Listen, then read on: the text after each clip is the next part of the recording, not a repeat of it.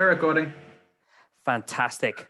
Team, as a... Mom, the first thing you say is, "Hi, Mom." Team, good afternoon, and this is our first chat for a while, and we've got Hardy joining us today.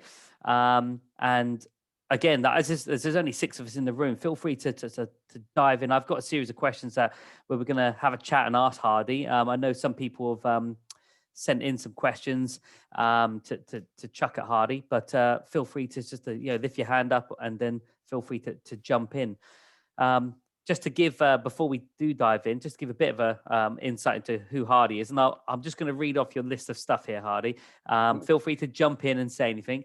So Hardy, under his belt, 52 years, 35 major events, a couple of Olympic Games under his belt and World Championships, some World Cup finals, men's national coach and high performance director for Canada for some period, a coach and judge educator for novice to international, recently retired director of the FIG Education Academy program, and also was fundamental in the rollout of the Academy program, which is being used, developed and utilized worldwide, which is quite an epic thing as well. And also, he's got the largest body of gymnastics-based resources in the world, I think you said, Hardy. Is that what you suggested last time? As a private collector, yeah, literature especially. As a private collector, Hardy's got it all. So those back shelves there are completely filled to the brim with gymnastics-based literature. And actually, I was just saying beforehand that Hardy's still going at it. Literally today or this month, when I was having a quick Google, Hardy was involved in a paper that was published and titled "Training in Rhythmic Gymnastics During the Pandemic." So very busy person still, then, Hardy. Well, I'm not so busy. I can't consider myself busy anymore compared to what I was just a year and a half ago, or a year or 2 months ago. God, Hardy, do you just want to give us a bit of a context of what your role was with the FIG? Because you had a director of the FIG Education and Academy programs. Is quite a mouthful, and actually to deliver. And when Hardy sent over his CV of activities that he's done and all the places that he's been in the world, it was a fantastic list of stuff. But do you just want to give us a bit of an overview of like what your role was in as director?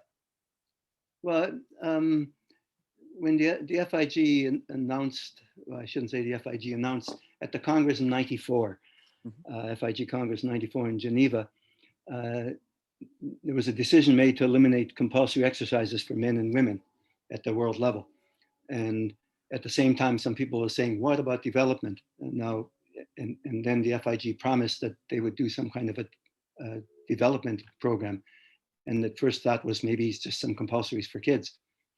And eventually it took a long time. Eventually that became what we call the Academy program, a 3-level coach education program. We had the first course, and I was involved in every single meeting right from '94 on. The first course was in 2002, and then by the end of 2004, I was put in charge of the program. Before that, it was Adrian Stan, who all of you know, of course. Mm-hmm. So he did a lot of the initial work, but it was only men and women. And then when I took over, we did all the additional disciplines, and we finished level 1, level 2, level 3, all the manuals, all the resources, and have now had about 500 courses for the various disciplines around the world. And then starting 2010-11, I started with an age group program, which I eventually linked with the Academy program.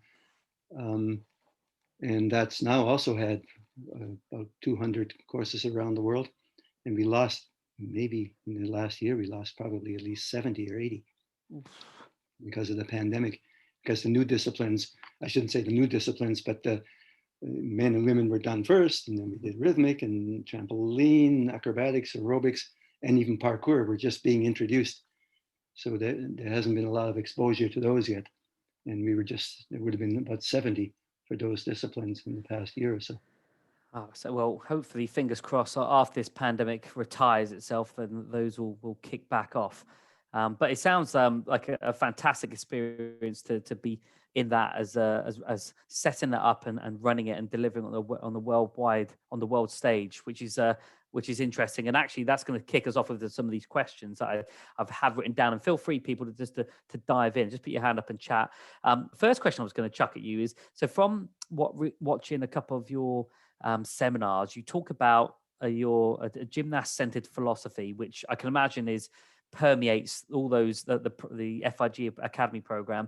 And one of the points you talk about is train the future, don't compete the future. I just wanted to sort of touch base on that. So what do you mean by this? And how have you come about developing that as a sort of your philosophy? Because I think it's quite akin to maybe everything that we've spoken about in the last couple of chats with different coaches, but it'd be quite interesting to hear your thoughts on it. Yeah, it's hard to know. I mean, coming to the point of articulating it in those phrases, and the additional phrase of don't sacrifice the future for the current, for now, for the present, makes a third part of that sentence or that set of phrases. But I think I've always known, and as I think everyone's known, because I guess it's a little bit more important to be successful rather than have tricks. Mm-hmm. So you do big tricks too soon and you end up failing, and that's aside from the focus that those phrases have come to be on adolescent and growing children. Mm-hmm. So if you have growing children forced into competition difficulty too soon, it leads to all kinds of stressors, and it's stupid. You need the champions when they're 17, 18, 19 and beyond. You don't need the champions when they're 12, especially not with big tricks. So when I became national coach, I put together an age group program that was very similar, that protected the gymnasts through those growing years. And I can say that group of gymnasts became the best team we ever had, because none of them got injured, and none of them seemed forced to quit when they were 14, because they could continue successfully and without injury and without stress. One of the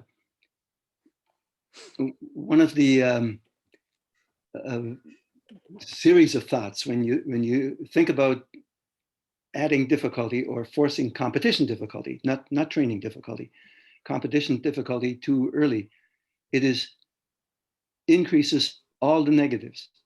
So of course, the complexity of the skill is increased. The number of training hours to do it is increased. The number of repetitions, because now you want to compete it. So the number of repetitions under hard circumstances is increased. Perhaps the risk of injury and fear is increased. The stress on the coach is increased, and the negativity of the coach is increased. The only thing that's decreased, and it's the only thing that should be increased, is recovery time.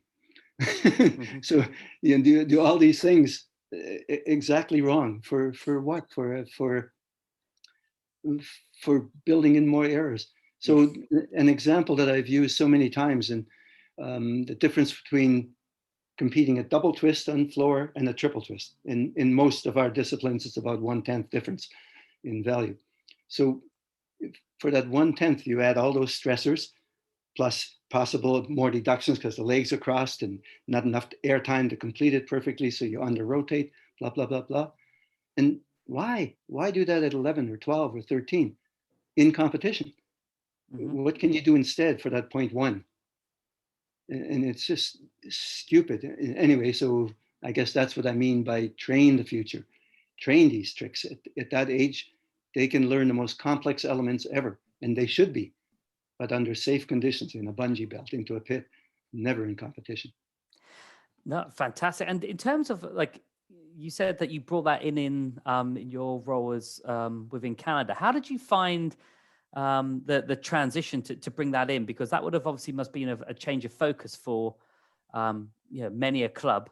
How did you meet some resistance, or did you find it challenging or easy to bring that in? Because I can definitely see, I think we've spoken before about this, and you definitely do see that in a number of sports, because obviously people want to, I want to have like And I find it interesting that, the World Age Games, someone says, oh, they've got a world champion. I look at them thinking, what world champion have they got? Oh, under 12s. Oh, great, cool.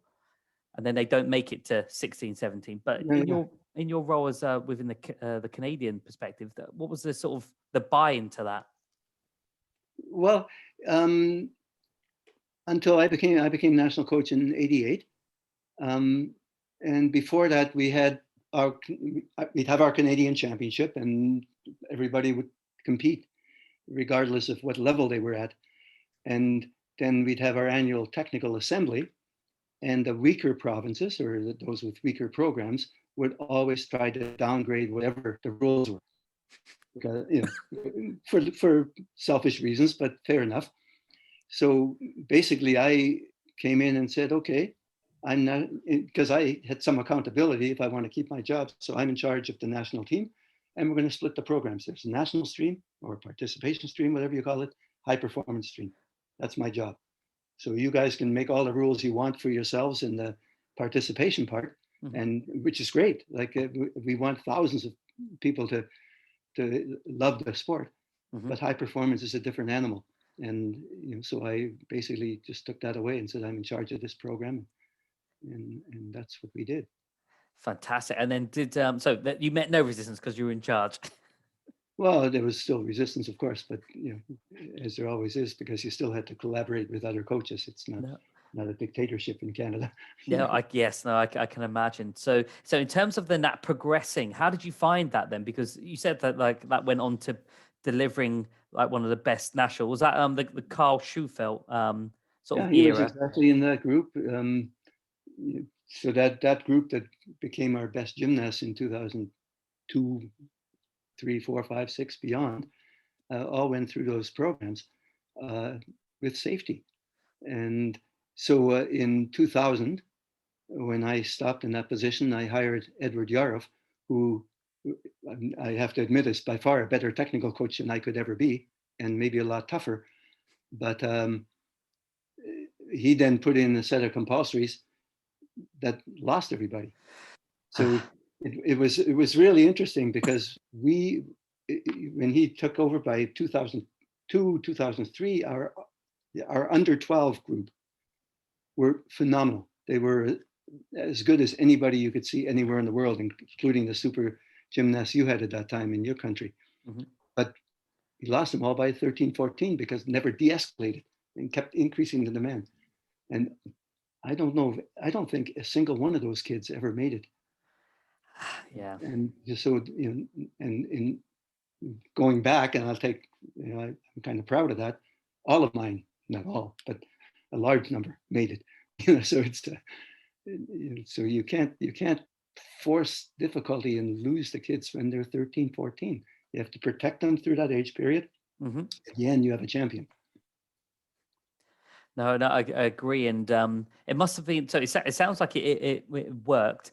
The question I was going to chuck at you now was, when you've done your travels in and around the world, because I think you probably ticked off all the continents and more countries than I'm probably ever going to go to. But what were your thoughts when you went round and you got to experience and see these coaches in these different setting and contexts?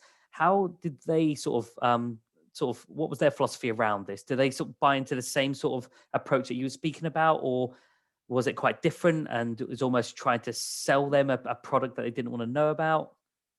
Well, the FIG coach education programs, kind of my, because I was so much in charge and so much the person that made those things happen, evolved in time, because initially it was basically a technical course. So we'd have a week-long course, and we'd do technical events and physical preparations and sports science to give the coaches some basic education. But it gradually became evident that we also had to present a philosophy, underlying everything we did here. And that philosophy is basically just what I talked about here. I think the coaches, for the most part, were really receptive and really loved. And then they were hit with reality when they went back in their gyms. So what is missing, and missing still to this day, is that kind of education for the leadership, for the legislators, for the people making the rules within the country, for the people setting the expectations in the country. So it's all very good to say, hey, coach, protect your gymnast. And then the rules back home reward e-parts for 12-year-olds. So it's this disconnect. Mm-hmm. So yeah, I think there are real challenges for coaches that believe one thing but are almost forced. And I think I've said in other contexts that if there are unwise or maybe even irresponsible rules and expectations by the leadership or by the legislators, then in part they almost force the coaches into abusive and excessive behaviors. Mm-hmm. So there's been so much criticism of coaching around the world for good reasons, but part of that criticism has to also go back to the people that made them do what they're doing.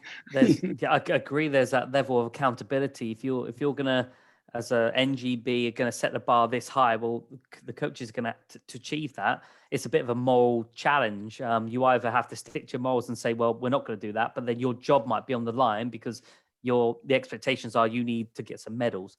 Great, cool. So I'm gonna have to push people. Is that an FIG challenge or issue? I think it is now. I think once we set this academy program and the age group program, and they're kind of linked to each other now, and we have it for all disciplines. And if we believe what the message is, and I think that message has become ever more urgent around the world, Mm-hmm. or ever more visible, then yeah, there has to be some kind of reach out to the leadership to say, hey, what are you guys expecting and demanding? Mm-hmm, mm-hmm. And I'm always talking here about those growth years when they start their international competitions, maybe at 12, 13, 14, 15, before they become seniors. Well, the rules have to be such that they protect the gymnast. The rules are also, if you're going to make a set of age group rules, whether it's within your region or your country or within your continent or maybe wider, mm-hmm. the rules have to be such that they have a possibility of meaningful participation and maybe some success for the majority of that population that you're dealing with. If the rules are made for a single star, and that happens sometimes when a leader in a country gets to help make rules for their own gymnast or their own athlete, Mm-hmm. We never want to do that. No, I agree. Have you seen some examples of that then? That maybe. Yeah, absolutely. Would you like to give one to the group? I have to try not to name things, but there have been, for example, a good number of groups have adopted the age group program from the FIG Mm-hmm. for their international competitions. So when they have club competitions between countries or even wider regional competitions, and then in this one case, a group of coaches, technical leaders decided, oh, they're way too easy and my kid can do much more, and changed the rules really irresponsibly. Mm-hmm. And in one case, changed the rule on one apparatus specifically because the leader of the group had a great vaulter, changed the vault rules to the FIG rules even instead of age group rules, and injuries on vault in that competition. Because it's so, I mean, but this happens in everywhere where overeager coaches get to make a rule for their own kid rather Mm-hmm. than thinking wider. So yeah, I think there's some education needed there. No, I agree, and I think that education part is the challenge, because I think if I think about like coach education I've been through, philosophy and some of these other aspects around like, these relationships that you have with your performers and that big picture stuff, that stuff doesn't really get spoken about. So talking about, when should I develop this person and what rate should I develop this person? I've heard numbers of stories of an individual, they've got a fantastic kid, and And one of the questions I was going to ask later is about developing complex skills. And they ended up teaching this person lots of complex skills at once. And what you know, they then struggled and then got confused of what skills they were doing, because they were, especially in trampoline, where you say, oh, it's a double twisting back somersault. Well, in trampoline, they do it at different times. Sometimes a half in, root out, or just a full fall, or 1.5 in, half out. So there are subtle differences, but if you miss out those cues and teach lots of skills at the same time, people can get confused. Oh yeah, well that lost skills syndrome is especially prevalent in artistic gymnastics too, Yeah, and acrobatic gymnastics when they're in the air, and certainly trampolining. yeah, and it's almost like you just jumped into it. So Tony's just asked that question: do you believe in? It's termed different things: lost movement syndrome. It's called like the yips in some sports, or lost confidence syndrome. What are your thoughts on that? And actually, it's quite linked to that part there we said about maybe rushing skill development. But what are your thoughts around it? Oh boy, I've actually, Strap in.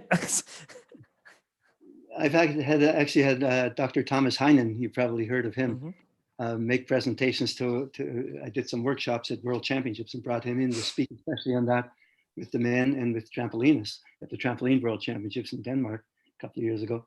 And he's done quite a bit of research. But I think it reflects what people know. You learn a trick too fast without anchoring it, and you're likely to lose it with skill confusion. There are other factors that might be related to fear, maybe other sets of anxieties.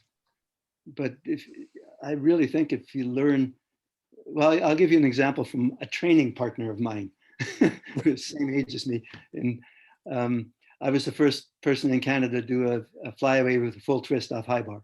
Mm-hmm. So that's my one claim to gymnastics fame. Everything else like this. So he came in with me in training, and he did a full within 2 minutes, and then 2 minutes later double full, and 2 minutes later a triple full into a big hunk of, we had a pole vaulting mat to land in back in those days in the 60s. And you could never do any of them again. He learned them all in 10 minutes and could never do any of them. So, tick, tick, tick, done. Yeah. One and done. And I think that's the that challenging part about but you said about like anchoring, and when you say anchoring, like I don't think I know what you. I think I know what you mean by that. I don't think we use that term. I know we talk about, making sure that you only progress once you've ticked off boxes. Sure. They're consistent, competent, they're confident, you're confident, all these things. But when you say anchoring, because one question I'll come into is about about ages and whatnot. When should you be doing this stuff? But what do you mean by anchoring? I think it's exactly what you're saying: solidifying it, having a prerequisite firm before you add multiple different things to it. Mm-hmm. If you're going to do a granny out fliffus, don't do a Rudy out until it's firm. And there's a tendency to do. Then the stepwise progression. Do you just go for a Rudy, or do you learn a half? Do you learn a full? Do you learn a 1.5? So they're each anchored and they're clear in your head. I think this is where maybe the challenge is, especially because I don't think we ever really have these sort of conversations, and people learn skills in different ways. You talk to some people, oh, how did you learn a Rudy? Well, I did a Brani. I just chucked it into a pit. Oh, cool. And then when they have an issue with it, okay, we need to go back. So let's go back to a full twist in front. Oh, I haven't done that. Okay, what about, I can do a Brani, but okay, so you haven't done the progressions. I spoke to a performer once who had an issue with a Rudy out. And it's like, okay, let's go back just to half out. How did you learn a Rudy out? Just did a Rudy at the end of a half out. Cool. Can you do any of these progressions? No. This is going to be challenging. Yeah, and yeah, you're likely to run into trouble sometimes, especially you start doing it later in the routine.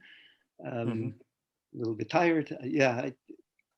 And that's basically what I mean by anchoring. You have to have the prerequisites, both physically and technically. Yes, and we talk about like challenging the skills. So like if they can do a half out, okay, can they do a half out, as you said there, like can you do two build up to do half out straight back, half out straight back? Can you do half out? Just so you start to over challenge them, or can they do half out straight back for 5? Because as you suggested there, now they're getting knackered towards the end or tired. That could be the same as when they're in a routine and they're tired. But if you've never practiced it, by the time if they then have at the end of the routine, they're probably knackered and then they're going to freak out and then you're going to have issues. To go directly to the goal skill without the intermediate steps is a danger for success in the future. You're likely to run into trouble. Great. Tony, your hand's up.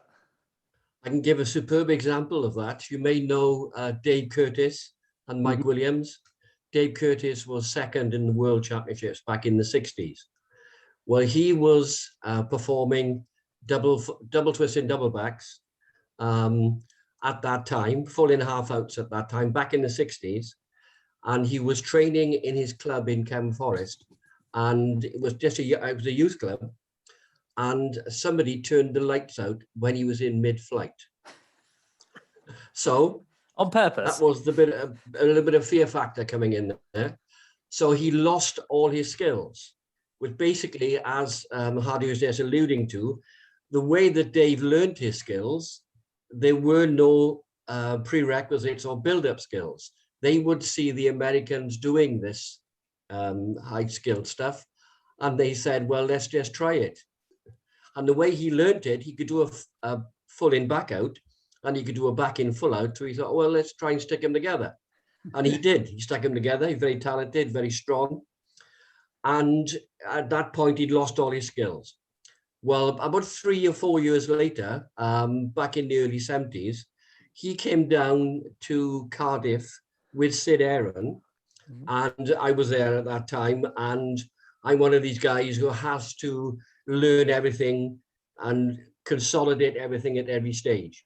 So he went through and retaught Dave through all those prerequisites and making sure that he understood every progression. And within about 2 or 3 sessions, he found them again. But basically didn't find them, he relearned them, and he anchored them in his mind and understood exactly what was happening. And he never looked back. I mean, he was then British champion on further 2 occasions and retired in the late 70s. So that reinforces this bit about making sure that everything is learned ultimately at the basics and then built up. But it goes further, I think, in the relationship between the coach and the performer, because you have to recognize what the performer is capable of. And you also have to recognize the performer's personality. You have to look at body language, and you have to assess when they are ready to move on to the next more difficult stage, and whether that stage has been accommodated, that stage has been consolidated. So again, there are many things to come in. That's why I put that question, do you believe in lost move syndrome? Because I don't believe it really exists. It means that the skill to start with wasn't learned properly or wasn't consolidated to start with. Anyway, that's just my opinion. No, fair enough. There we go. Fair enough. I can't disagree with that at all. It's a matter of terminology. It's a short way to explain. We have Kyle Schufeld's coach, who was Kelly Manjack at that time. He actually made a presentation in Birmingham some 15 years ago or so. I can't remember exactly when. Invited him in.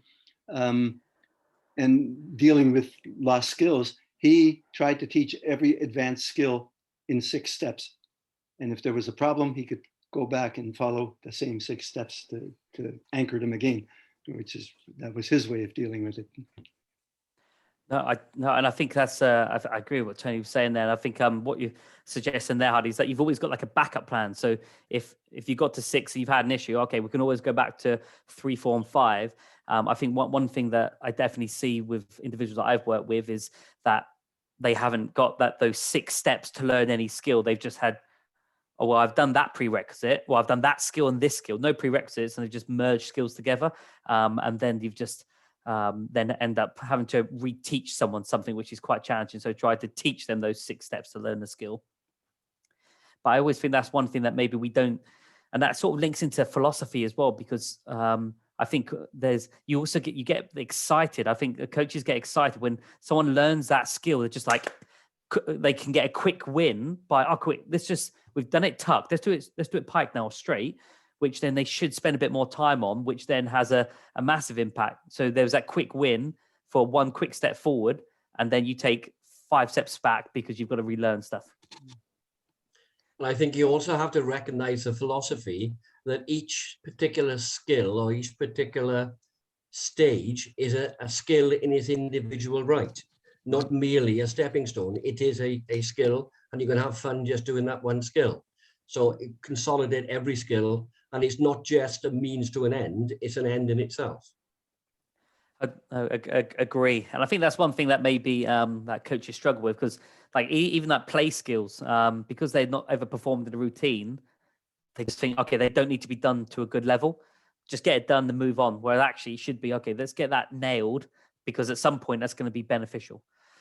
No, I think, yeah, we could carry on talking about it. So Tom, you've got a point in there. What you want about there? Do you have physical prerequisites that you would suggest? Is that linked to this conversation? No, that's before we got on to skill confusion. It was just, so when you were talking about the developmental process, are there specific like physical prerequisites you'd want before people say go on to double somersaults? Or do you think it's on a case-by-case basis? Whoa, when we speak about physical preparation, there's that case of general physical preparation, which is always appropriate. But then for specific skills, there's a specific physical preparation and technical preparation that is skill specific and athlete specific and maybe even facility specific. But certainly the physical prerequisites have to be there before you do a double back or a double straight, or and that's physical prerequisite in terms of leg strength, in terms of body posture and core, maintaining your body shape and so on. Yeah, I think in the past, not so much now, but I think in the past, the trampoline community has been somewhat weak in thinking in terms of physical preparation. Let's, you bounce off and just go for it. But it's pretty clear now that physical preparation is also important. I think I agree with that. I think it's starting to step up a little bit. It's getting better, because I think it was a couple of years ago. I'm trying to think. We went to the British Champs. I think Lance and I went. I think I can't remember now. I want to say 2019, but I don't even know if it was that. But it was interesting to be in the same room as you had. There was trampoline, DMT, and tumbling, and it was just really interesting because you looked at the trampolinists and DMTists. You could tell the difference between a trampoline performer of the same age and a tumbler, because the tumblers, obviously, I think that's more akin to gymnastics. That the physical prep is 100% there. It was almost like you're looking at two complete different animals, because the tumblers, they looked like artistic gymnasts. They were incredibly chiseled and like they had the body shape, whereas the trampolinists, you probably could, if you put them in a lineup and just said, what sport do you think this person does? You probably could have guessed that the tumbler was linked to gymnastics. The trampoline person, you probably would have said, tiddlywinks, maybe? We've tried to emphasize the importance of physical preparation within the academy national programs. And I think, I'm hoping that's made a difference around the world. I don't know. I think it's starting to get there. So it's definitely more so. And I've definitely seen more like in different clubs or whatnot, the strength conditioning. You actually see the performers doing proper S&C, where they are not chucking weights around, but they're doing squats. They're doing that sort of stuff, not loading. They're learning the technique and they're learning that sort of area, because it's gonna be very beneficial to them. But I think it's always been something that wasn't really there for a long time. I remember years and years ago where we attempted to bring it into the club, and we had like a parents meeting, and one of the parents said, why am I paying for my child to not be on the trampoline doing trampolines? Like, what were they doing? Well, they were doing like sit-ups, and they were doing like bending down and stand-ups. Like, that's physical prep. That's going to help them on the trampoline. Oh, I'm not paying for that. I think you're in the wrong club. There was also, I remember Sue Lawton saying about this. So Sue's at Edgeborough, and she was they're a phenomenal club. And she gave the example of a child moving from one group to the next level, and the next level was they're only going to increase. I'm going to make up the numbers. They were only going to increase one additional session on the trampoline, but they were going to pick up 2 sessions off the trampoline. And I think Sue said the story that the parents said, but my kid's going up to the next level. Should they not be on the trampoline more, not doing more of that stuff? We're not paying for that stuff. And I think she just gave them the ultimatum. It's like, you can either, by you saying that, you're happy, and that's okay. You're happy for your performer to be at a regional level. That's okay. If you want them to be a national level, they have to do the strength and conditioning. But if you want to keep them at that level, you can do that. So it's almost changing that mindset that this is important and it is beneficial for a reason. Exactly right. It's what is the goal? If the goal is to have fun on trampoline, fine. If the goal is to become national or international, then you better do physical preparation for core, leg strength, etc., etc. Yeah, and I think I'll piggyback onto one thing I know you and Mihal spoke about, because that was in one of your presentations where you were talking about, and it could link to, you also suggested about changing the rules about trampoline, was around about killing the bed at the end. And actually we're quite aware that, there are a lot of forces going through the performers, but do we know the full extent? And also we're physically preparing people for that. I'm just setting you up, for Hardy, to tell the story about your first experience of a large, an athlete stopping their bed on a trampoline. Yeah.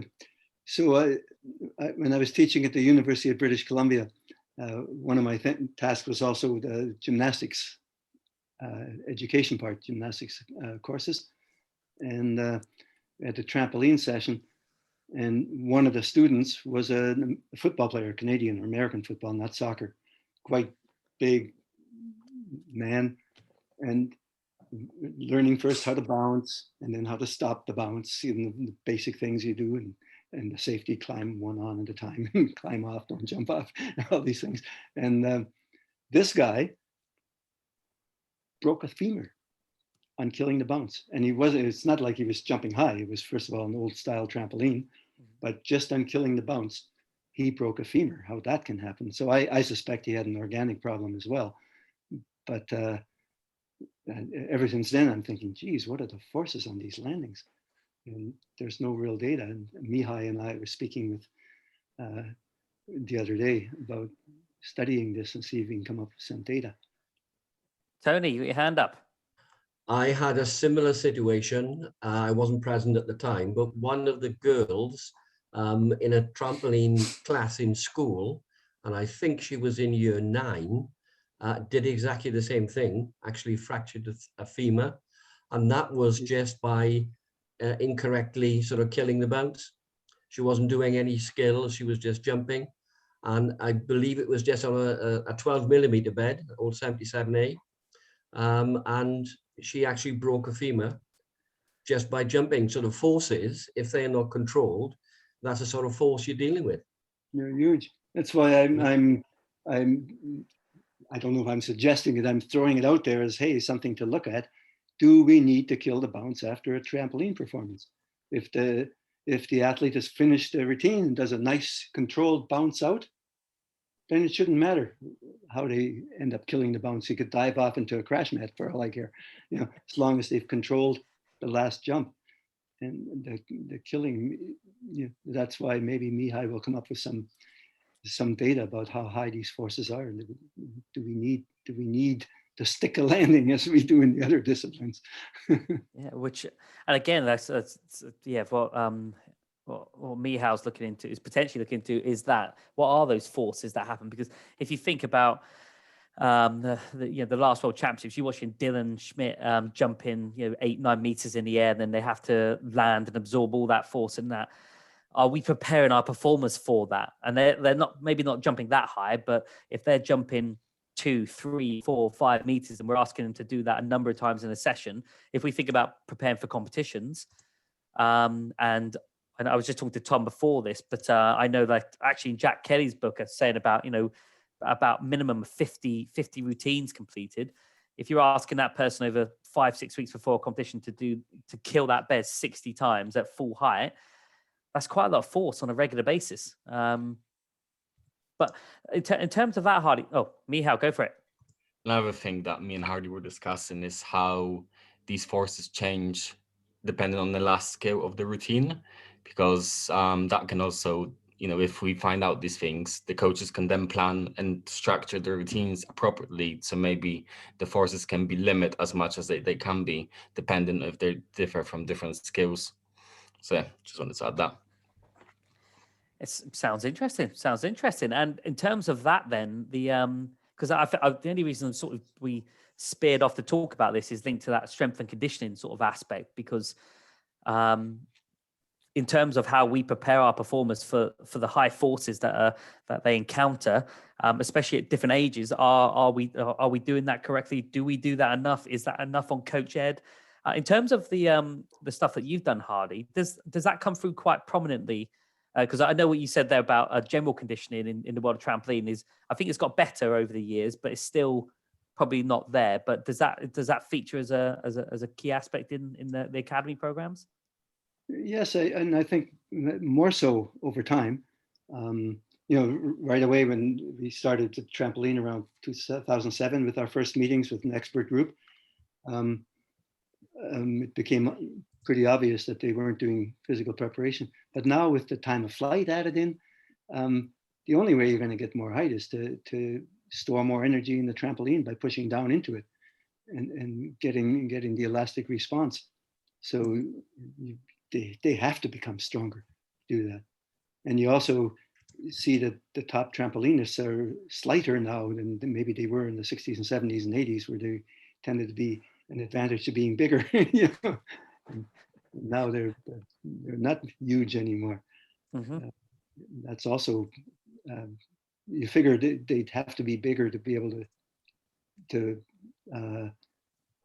depress the trampoline or store more energy in the trampoline, but pushing down harder with good timing and good strength is what makes the difference. No, I agree. Do you foresee the equipment changing anytime soon in terms of, because I don't know if we can I don't think the trampoline can change much more to what it is. Obviously it can't change in terms of the size dimensions, but can we make it's 4x4 at the moment? Can they go 2x2 or 1x1 and lots of squares and more springs? Might not make it dental floss. We'd go higher. They'd go higher. Just lots of stocks. Well, I have a personal concern about, did we have to go to 4x4? Go. What do you mean by that? It just increases the forces. Like how many, when we're talking each bounce, 10, 11, 12, 13 Gs perhaps. Mm-hmm. And yes. now time of flight, so you make the trampoline, so you get even more time of flight by making the trampoline a 4x4. So I don't know if that was necessarily a positive change. Gives them a little more time in the air, but yes, because I know, like I was still competing at the time where this happened, and there was definitely a transition period of competitions where I saw a number of more breaks than usual, because we actually had a one up at the uni and I think I was standing watching, and I just heard like the kid must have been on a trampoline maybe 3 meters to my right, and he's just screamed out loud and just said, "I've just snapped my leg." And I turned and went, I didn't hear like a gunshot. And the kid, fair play, he back bounced to the edge of the trampoline, and one leg was like this from his knee to his ankle. The other one was just flop. There was an extra joint in the middle, just flopping. I was like, great, cool. But he hadn't jumped. I think he landed on the side of the trampoline, but I think it wasn't his foot that hit the frame pad. It was his foot that was on the trampoline, and just the amount of force that just went through just spiraled it. Tony, you put your hand up again. Yes, I was actually judging on that panel. Yeah. And what had happened, yes, he landed one foot on the frame and the other foot on the bed. And I've seen it another time as well, and it was during the transition from 1/2 inch to 12 millimeter to 12x6, and a similar thing happened. 1 foot on the frame and 1 foot on the bed, and snapped tibia. So, you know, those forces are just enormous. And it's almost like, and I do find that quite interesting. Reflecting on that now, actually, if we knew, well, not we knew, but if the powers that be knew that this would probably be the case, should there have not been something to go out, maybe just to pre-warn coaches that, okay, what with these new trampolines, there's going to be a lot more forces going through, so you're probably going to have to, over a period of time, ease your performers into it, because it is a different beast. I always talk about.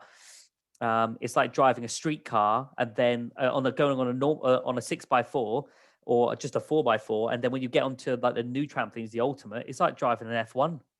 It's a completely different animal, and the amount of people that fell off those 2 years where they were introduced was phenomenal. But I do agree. I think maybe was it required? But do you think we've reached that level of that trampoline won't change anymore, Hardy? Yeah, I can't. I'm not a huge thinker in terms of what's going to happen in the future of trampoline. You guys live in that environment, but you know, I don't know if the frame size will change, but I think 4x4 is going to be the smallest it'll get in terms of the webbing.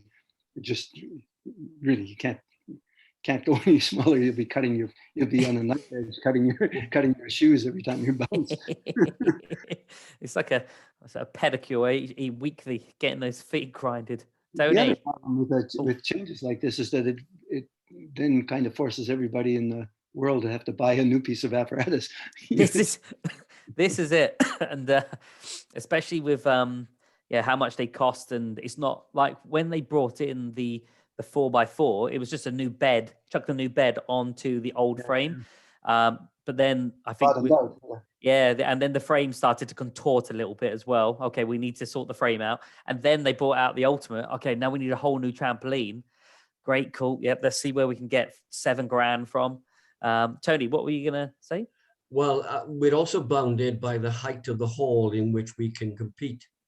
When the 4x4 first came in, we were looking at holding competitions in various places within Wales, and even there were new sports centres that had just recently been built within the last 3 or 4 years.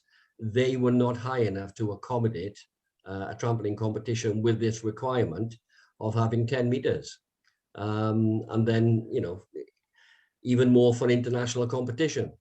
So if you are going to increase the size of the trampoline, I believe in Toronto, they've got the trampolines there that have larger frames. Well, of course, if you're increasing the strength of the equipment, you're then going to have to increase the height of the hall. And if you're building a custom built facility, then of course you go above a certain height and you have to go into planning laws. There's different regulations, so there'll be less trampoline facilities being built. So, you know, where's it going to end? Dave Ross with his super tramp. I know. That's right. That's right. All of you probably know Michael and Rich Kuhn, and his gym. We had a number of meetings there, and just outside Stuttgart. It was the absolute limit for the old size tram. For the 4x4, I don't think he can use it anymore. Oh God, I think if they did change the size of it as well, they probably wouldn't be able to get into the sports hall because those doors are a uniform size mostly. So to try and get that in, I think you'd have to be like trying to put it at an angle and to wheel it in. Interestingly, rhythmic gymnastics has a similar problem with the height of the halls. Yes, the amount of times that's a whole different ball game. That is, I think of all the gymnastic sports, I think it's actually I'd say one of the dangerous ones. When I was training at South Essex, when the rhythmic girls had the clubs out, and I think it was one of the first times I ever saw a head injury because I think she chucked it up, did something, got lost. Those things are rock hard, and it basically concussed her and blood everywhere. You're like, this is rhythmic gymnastics. I thought it was just hoops and ribbons. The clubs are dangerous. Yeah, concussions from the clubs. It's very dangerous, very dangerous. But I can see we're pushed on for time. I just wanted to get to this one question here, Hardy. I think this is from Tony, actually. I'll read it verbatim. In your experience, is there an optimal time when the complex high order, this is back to skills now, when complex high order skills can be introduced? And how can the introduction of these skills be balanced with the demands of strength, flexibility, and power training? Whew. Mouthful. Big question. So about 1990 in Canada, so I was in charge of the men's program, we decided that we would try and study the scientific and medical literature about how children grow, and then try to align our rules to accommodate what we can find out physically, psychologically, socially, emotionally, and so on. And then we ran out of money and actually gave that program to the FIG when the academy program started. So it sits kind of underneath. Here's the maturational information we know across all these parameters, and here are the implications for training. So what became evident in that study is that around age 11, 12, 13 is the ideal time for complex skill learning. It's just a neuromuscular system is just perfect for that. So 10, 11, 12, they should be doing really advanced complex skills in the air, in bungee, under safe conditions. That's again, train the future, don't compete the future. So this is the perfect time for them to learn these things. It's the worst time to compete them because they're growing rapidly, because they have open growth plates. So they should never, never, never under rotate a salto or a twist on any of our disciplines. They also have the body parts are growing at different rates, so they can sometimes be a bit more clumsy in competition. They're gaining a bit of mass faster than height, so they're losing a bit of relative strength. I mean, and then the psychological problems, emotional problems in that age. It's just the worst time to compete, but it's a perfect time, it seems, from any reading of the literature that we have, to learn complex skills under safe conditions. So yeah, 10, 11, those that start, if you start these complex sports at 16 or 17, you'll never be a trampolinist, I don't think, unless you have some unique background, before. And in my era, many of us started around that age. In fact, I started exactly on my 16th birthday. I never became comfortable in the air. It's just partly because of that, I think. So I'm not sure if that answers the first part of the question. I think, yeah, you want to start the complexity, the neuromuscular awareness early, but then you also have to do the physical and technical preparation. Like if it's interesting, if the core is not strong, and if you take off with high force and the core is not strong, then it's kind of like pushing a rope. You're applying force and you deform the body rather than apply all the force vertically through, you throw a stick or you throw a rope, you get a different effect because the force changes the shape of the body. And we never want that, because that leads to injury especially in the lower back. I was going to say that's going to hurt a lot. So, and I think that's one of those challenges about, I agree. I think teaching those skills, those complex skills, great. But I think that's where then coaches then start to think, oh, well, they've done that. The reason we're doing this is to compete it. So let's chuck it in a routine. But I suppose, again, as you suggested there, trying to get that mindset of you can do all these complex skills, great, but then it's saving it for a later date, especially. They should show what they have absolutely mastered with high quality, and keep training the complex stuff. Train. Back to my double and triple twist example, train triple twist, compete a double twist, or complete a single twist for 0.1, 0.2 difference. It's just stupid and it's coach's ego. It's irresponsible or unwise competition rules and expectations from the leadership. And in terms of that, again, it gets us back full circle to that legislation part. So that's how you probably potentially change this, is if you remove that level of, if you're doing all these complex skills, again, like in the world of trampoline, and I don't think this doesn't have really happen as much in gymnastics. You do have like international levels at different ages, but especially in trampoline, DMT, and tumbling, you have the World Age Championships every 2 years. And then having like the under 12s, there's almost that push to, okay, well, we want to be a dominant, so we need to have a champion at under 12. It'd be interesting to see the stats of how many of those under 12s convert to a senior, or under 14s convert to a senior level. I can imagine that's probably a low conversion rate. Oh, my guess is absolutely. And I know also from artistic gymnastics that these little wonders, when they're 10, 11, 12 years old, very, very few make it. Very few. They lose. We have data that shows across most of our disciplines about 80% attrition rate at around age 14. Lots of it for legitimate reasons. They get other interests, or they get too big, and blah, blah, blah, blah. But too many of them because of what we demand and what we do as coaches and federations. And every time we're the cause of it, it's a real loss to our sport and our image. Oh, agree. And it's almost, that's a massive change because I can imagine if you did some little changes, but on a global level, that would have that, probably reduce it from 80 to 75%, which, it doesn't sound like much from 5%, but 5% across that massive number is still going to be quite a lot of people still staying in the sport. Well, when you think of you get these wonders, like these wonderful kids, and you've invested time and energy and hopes and dreams, and their parents have, and the federation has, and then you lose them at 14. Mm-hmm. Like, really? What are you thinking? And there was an interesting example of a gymnast who ended up competing for Croatia, Demjanov. Can't remember his first name, but I saw him. I spent a full week in the Dynamo Club in Moscow in '87, and he was 13. He could do everything. Triple off rings, inverted cross on ring. I mean, he's 13. He's doing everything that you could expect any top senior to do at age 13. Well, never saw him, never competed for the Soviet team. And then I think he was 21.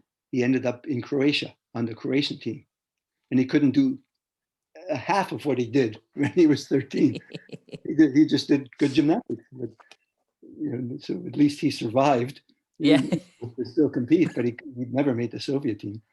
That's the thing here. Like it's playing the long game, but it's almost, as that is still your word there. It's almost a performer almost has to survive that period. It's not a point of their thriving potentially. They've just got to survive between the ages of 10 and 16 or 17 to get to that level. Because if they survive, but they I hate to use the word survive. I think it's our job to protect them, guide, nurture them through that time period. If it's a matter of survival, unfortunately, in many countries that is the case, then we're doing something seriously wrong. No, I agree. I was saying to Tom just before, I was reading this book, and it was saying about how this one individual went off to country. I think they went to Romania and Russia, and they were saying that their talent ID to be able to identify what sports that those individuals would potentially go into was very good, and that there was some metrics and some stuff in there that they thought, okay, we're going to bring that back. And then when asked about, well, how about the training they did with those youngsters? And he went, oh God, that was barbaric, but we're not going to do that. But I suppose in our side, it's I think I can imagine the individuals in this group, there's that philosophy of like, it's the long game. I always talk about it's that long game. It's no point sacrificing whatever for a quick win. But unfortunately, I think the challenging bit, and this is the bit we spoke about this before, Hardy, like it doesn't come through on coach education, is, how do you wrestle with that ego, and to make sure that your thoughts is on that performer and playing the long game? Because even though you might not be their coach at that point, how can you set them up with a good, strong foundation that wherever they go, that they could just continue this? Well, for the age group levels, and across all our sports, I'm very, very strongly in favor of compulsory exercises, first of all, that are low in difficulty and quality. The majority of the population, that's the community, can participate in meaningfully. Because compulsories do two things. They educate the coach, or control a coach from going stupid, and they protect the gymnast. And then in addition to that, then once you get out of compulsories, it's very much reduced difficulty expectations and requirements within the optional routines. So I think that's really important to protect them through that time period. If you let the coaches go crazy, if it's the reward structure is such that they have to go crazy, you'll lose kids, you'll injure kids, and you'll have lower quality at the end. Because really, we're thinking, we must be thinking about safety, about quality, about longevity, and future success. And all of that is curtailed if we go crazy too early. Oh no, I agree, and I'm quite sure I've seen it enough times that when when coaches have gone crazy, and you said a fact one fact. You said you went to a World Championships for trampoline, and you saw I think you said you compared the trampoline to artistic, and spoke about like how many times people fell out or didn't get through a routine. I know I've seen that go to competitions where they've just gone for the tariff and they've gone for that extra point whatever. They've sacrificed the time of flight, they've sacrificed execution, they don't make it through a whole routine, but it's because the coach has been allowed to go crazy. Well, yeah, it seems that in trampoline, partly because of the complexity of the sport, at the senior level, world level, the success rate is like 40 to 50% of routines that are successful, that get to the 10 bounces still in control. So that makes you think of, well, maybe they're doing more than they should be doing. maybe take out a half twist somewhere. And maybe you don't need 8 triples. Maybe you don't need, like the Mexican guy did in the competition I saw, start with a quad. Quadrifus, I guess you call it. Yeah, quadrifus. Not a good way to start the routine, because that was his routine. One skill done off. Well, I was going to say, what were your thoughts on the fact that trampoline is now, for the next after this cycle? I think I'm right in saying that they've removed the compulsory routine, because I know and there's just going to be 2 voluntaries, of which I think it did. Like, I know we spoke to one coach, and they were saying, well, actually, in one respect, it's quite nice, especially in the women's game, because you might see some skills done that they haven't done before or for a while, because women, the female trampolines is usually this, you see the same routine, 2 twists or 3 twists, and then the same stuff. But men's, it could be a bit. The routine didn't go from 2 to 4 optional elements. I thought. No, maybe it's beyond that now. I don't know. No, Tony, what were you gonna? Well, do you know what I'm talking about? There was a scheme, and it must be well over 25 years ago now, where we had 20 moves. You worked out your own first routine, which wasn't that didn't have a difficulty score, but you couldn't use any of those skills then in the voluntary routine. So you had to find 10 skills for the first routine, and then 10 different skills for the second routine. So that has been tried. I thought it was quite successful, because you would have weird combinations with Codys and ball outs and back pullovers and different shaped somersaults. So it made the trampolinist very sort of inventive. So, that's been done before, but of course the equipment was a lot different back in those days. So I don't know what. In recent years, I thought it was they had used 2 in the first routine, 2 optional skills, and then they increased it to 4. Yes, and I'm sure that's the case at the moment. That's the case at the moment. Yes. Lance, I know Lance knows this. Lance, can you turn your mic on? What's if he's there? I'm sure that is the case for the next.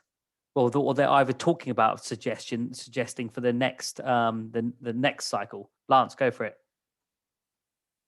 I'm pretty sure they have 2 routines which you have to do, and you only get marked on the one which is the best.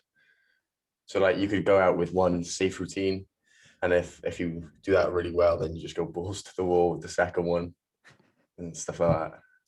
So it's basically 2 attempts at two vols then. Yeah. What are your thoughts on that, Hardy? So that is the next one. Is you could go in with and that's then a bit tactical. How do you play that? Do you safe routine first, your safe vol with your no quad, get through that routine and then do the quad the next one, or do you put the quad in the first one? I don't like it.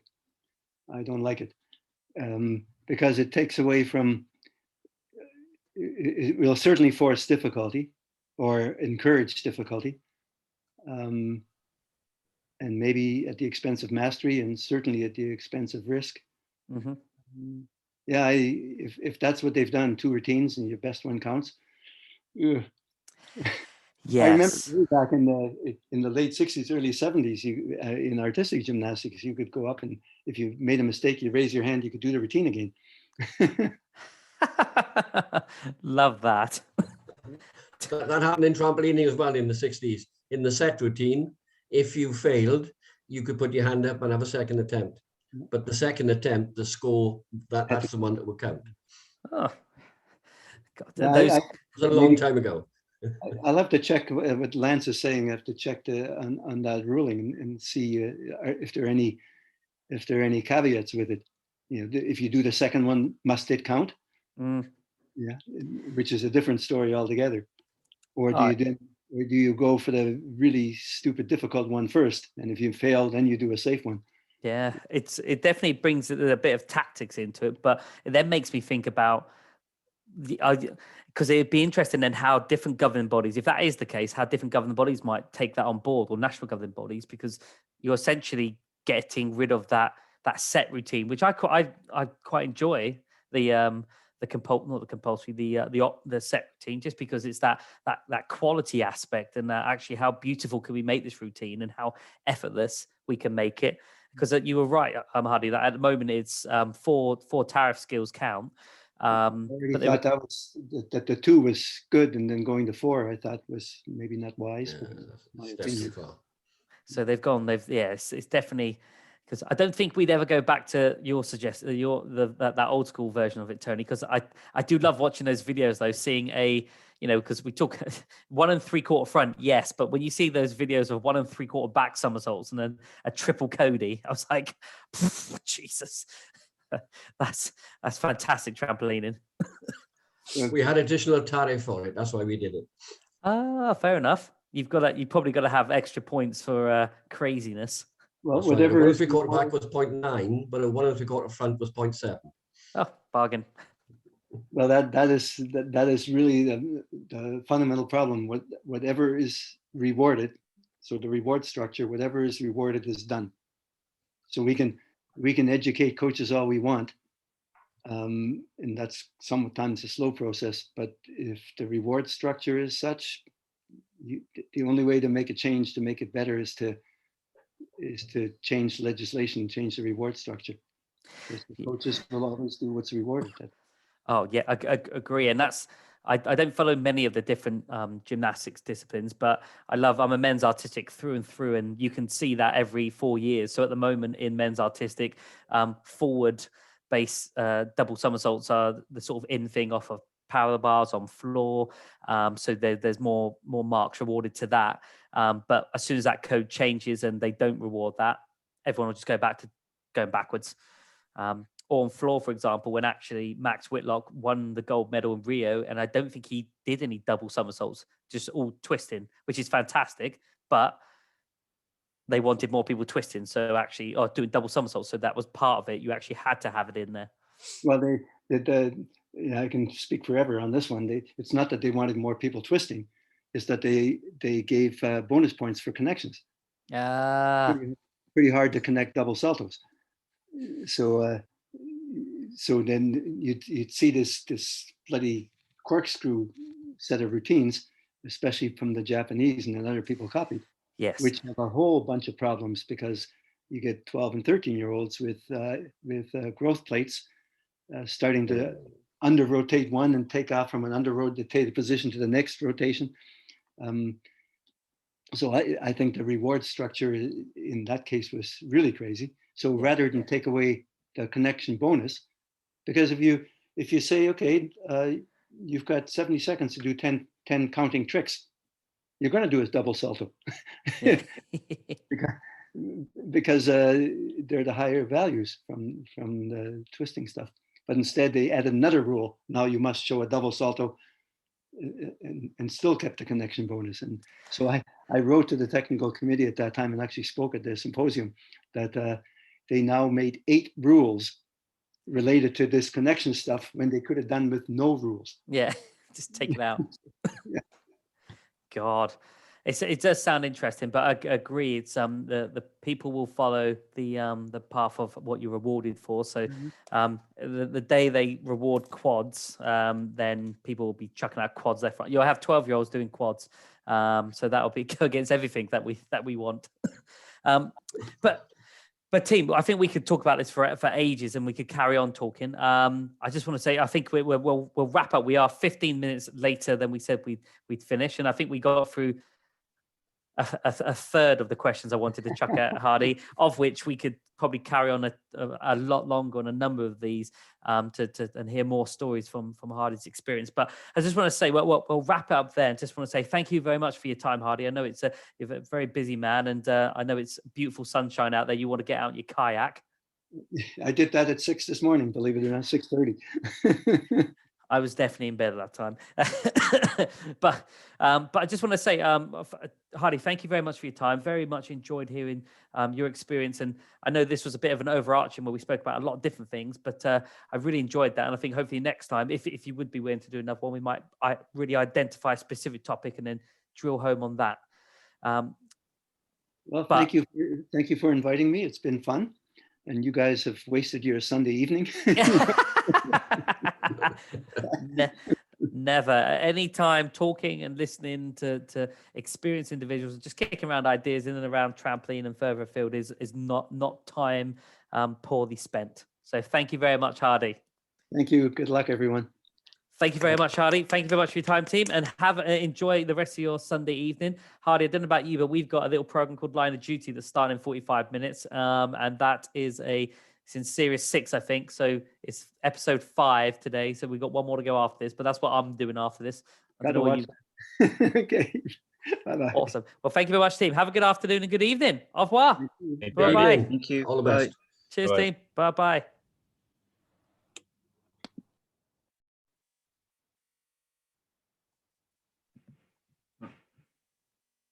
Yeah, I gotta shoot, man. Awesome, my friend. I'll leave you to it. I'll message you. I'll call you tomorrow.